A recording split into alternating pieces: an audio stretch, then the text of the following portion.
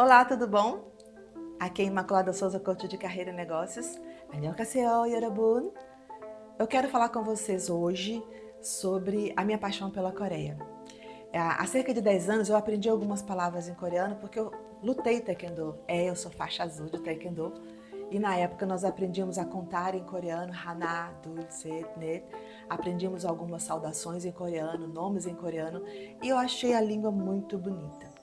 Há cerca de 2 anos me indicaram alguns doramas e eu comecei a assistir porque eu sou cinéfila, eu gosto de assistir filmes. E eu percebi a diferença que tinha entre os dramas coreanos e os dramas ocidentais, que eu assisto bastante, então saía fazendo essa comparação.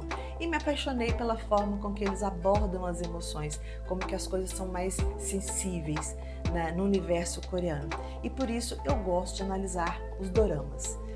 A intenção dos meus canais a partir de agora é trazer um pouco dessa cultura coreana, mais um pouco dessa cultura coreana, com essa análise comportamental tanto dos personagens quanto dos atores.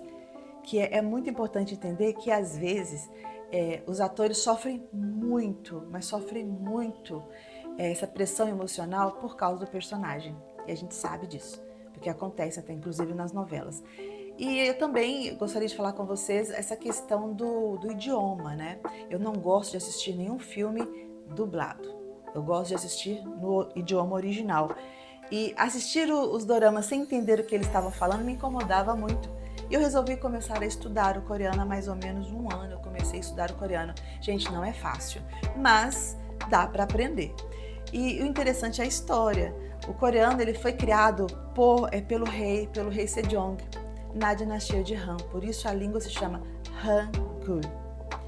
E foi criado para o povo, porque na época o povo não tinha acesso à educação, à escrita, e era muito difícil aprender o chinês naquela época. Opa, hoje também é muito difícil de aprender, é uma das línguas mais difíceis do mundo. Mas o coreano ele é mais fácil, e aí as pessoas começaram a ser alfabetizadas pelo Hangul, ok? E eu entendo um pouco mais do Hangul hoje, eu consigo assistir os filmes, todos eles legendados, claro ainda, mas eu consigo ouvir as palavras e perceber. E eu vejo que é uma cultura muito rica. Eu sou apaixonada pelos contextos históricos que eles colocam, sou apaixonada pelos cenários que eles colocam. A Coreia é um país muito bonito e olha que ele é pequenininho, há pouco tempo era uma colônia do Japão, e tanto que eles se desenvolveram, tanto que eles superaram para ser quem eles são hoje. Gente, é uma coisa muito grande.